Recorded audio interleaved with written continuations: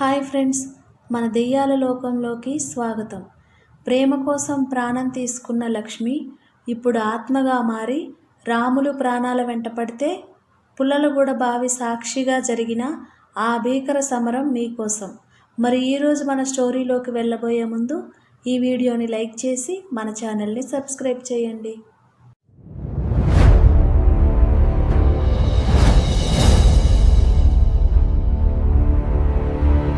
తెలంగాణలోని ఒక చిన్న నిశ్శబ్దమైన గ్రామం పుల్లలగూడ. గ్రామం చుట్టూ విస్తృతమైన పచ్చని పొలాలు, ఒకవైపు పత్తి చేనులు, మరోవైపు మొక్కజొన్న, మధ్యలో వరి పొలాలు. రోజంతా రైతులు చెమటోడ్చి పనిచేస్తారు. సాయంత్రం అయ్యేసరికి గ్రామం నిర్మానుష్యంగా మారిపోతుంది. కుక్కలు మొరుగుతాయి, గాలి కూడా భయపడి వీస్తుంది. గ్రామం అంచున ఒక పాత బావి ఉంది. ఆ బావి చుట్టుపక్కలకి ఎవరూ రాత్రిపూట వెళ్ళరు. 45 సంవత్సరాల క్రితం అక్కడ జరిగిన ఒక దారుణం ఇప్పటికీ గ్రామస్తుల నోటమాటగా తిరుగుతుంది. ఆ రోజుల్లో బావి దగ్గర ఒక యువతి లక్ష్మి ఉండేది. 22 ఏళ్ళు. సౌందర్యం కన్నా మంచితనం ఎక్కువ. ఆమె ఒక యువకుడిని ప్రేమించింది. కానీ ఆమె తండ్రి బలవంతంగా ఇంకొక ధనవంతుడికిచ్చి పెళ్లి చేయాలని ప్రయత్నించాడు. లక్ష్మి నిరాకరించింది. ఆ రాత్రి పెళ్లి ముహూర్తం ముందు రోజు ఆమె తన ఎర్రటి చీరను కట్టుకుని బావి అంచుకు వచ్చి, నాకు ఈ ప్రపంచంలో ఎవరూ లేరు అంటూ దూకేసింది. ఆమె శవం 3 రోజుల తర్వాత బావి నుండి బయటకు తీశారు. అప్పటి నుంచి ఆ బావి నల్లనీడ అని పేరు పొందింది. రాత్రి 9 గంటల తర్వాత ఎవరైనా దగ్గరికి వెళ్తే వేగంగా గాలి వీస్తున్నట్టు, గుసగుసగా మాట్లాడుతున్నట్టు వినిపిస్తాయి.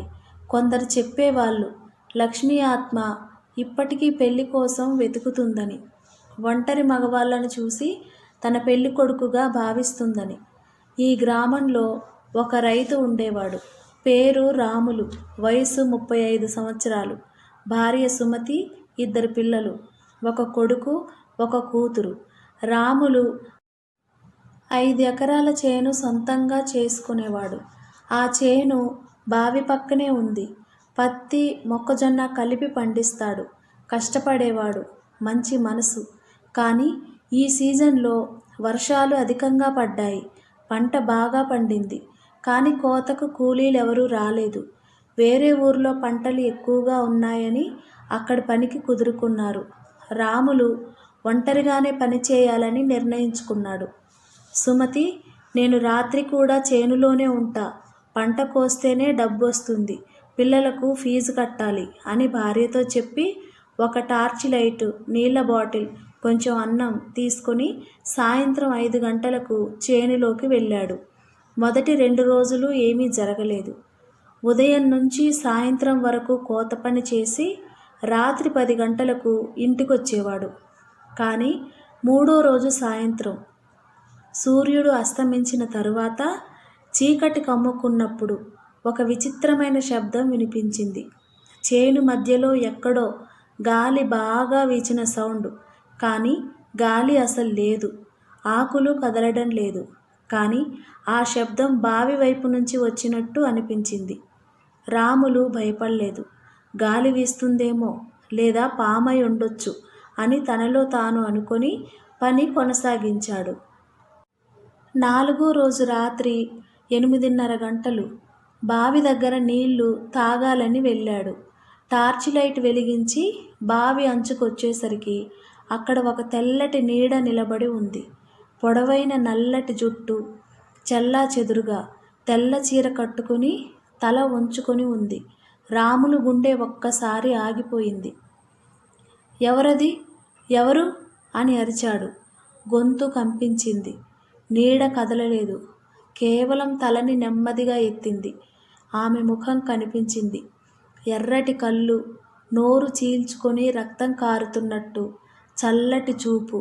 రాములు వెనక్కి తిరిగి పరిగెత్తాడు. ఇంటికి చేరేసరికి శరీరం మొత్తం చెమటతో తడిసిపోయింది. సుమతి అడిగితే, ఏమీ లేదురా, అలసిపోయా అని అబద్ధం చెప్పాడు. కానీ ఆ రాత్రి నిద్ర రాలేదు.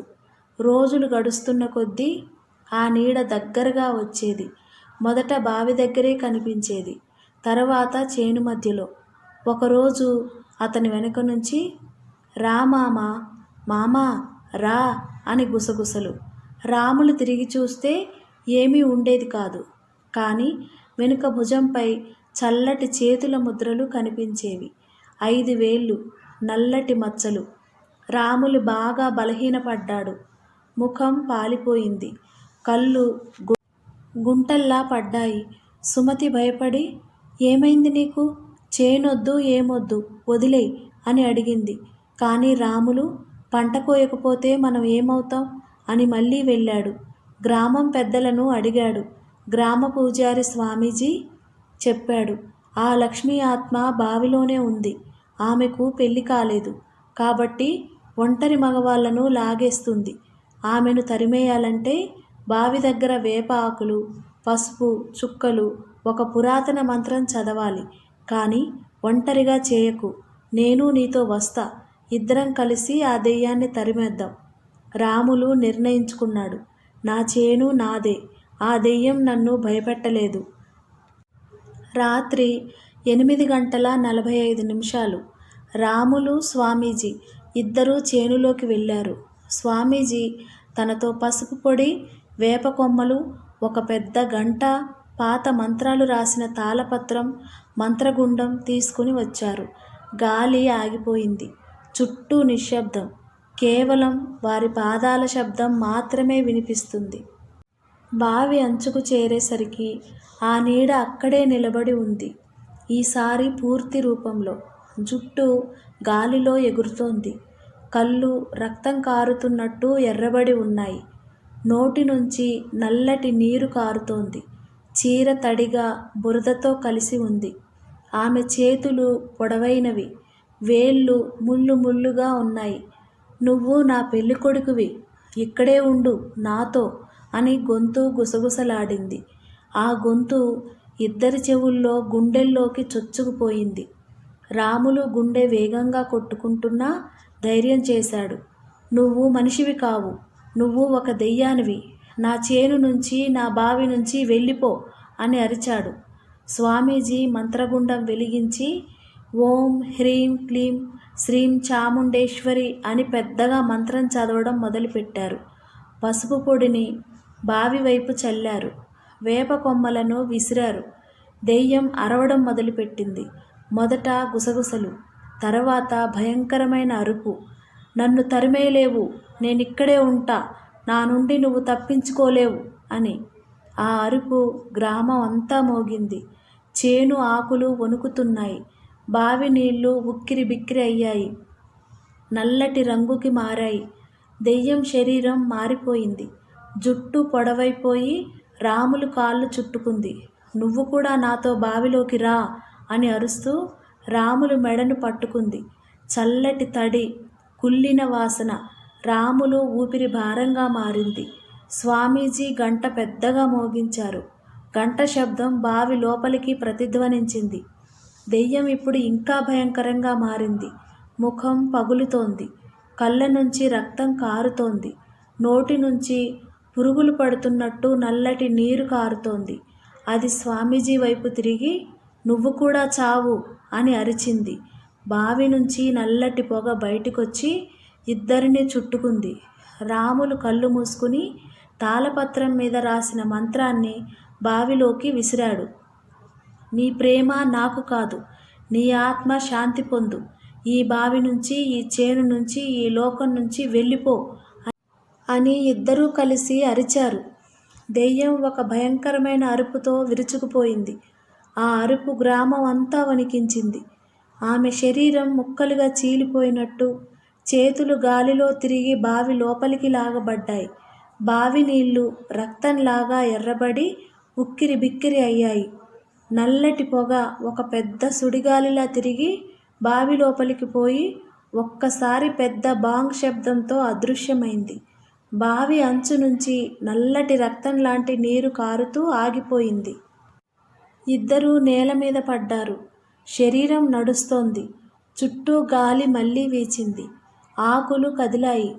కానీ దూరంగా ఒక చిన్న గుసగుస రామామా అని వినిపించి ఆగిపోయింది.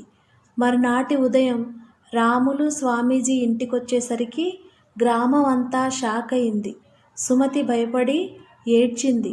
గ్రామస్తులు నమ్మలేదు మొదట. కానీ ఆ చేనంటే ఇప్పుడు ఎవరికీ భయం లేదు. పంట కోత పూర్తయింది. రాములు కుటుంబం సుఖంగా ఉంది. కానీ కొన్ని రాత్రులు చంద్రుడు పూర్తిగా ఉన్నప్పుడు బావి దగ్గర నుంచి ఇప్పటికీ చిన్న గుసగుసలు వినిపిస్తాయట. రామామా అని. లక్ష్మి పూర్తిగా వెళ్ళిపోలేదు. కేవలం బావి లోపలే ఉంది. ఎవరైనా మళ్ళీ ఒంటరిగా రాత్రి బావి దగ్గరకు వెళ్తే ఆ నల్ల నీడ మళ్ళీ బయటపడొచ్చు. ఇద్దరూ కలిసి తరిమినా ఆ దెయ్యం ఇంకా వెతుకుతూనే ఉంది తన తదుపరి పెళ్ళికొడుకుని.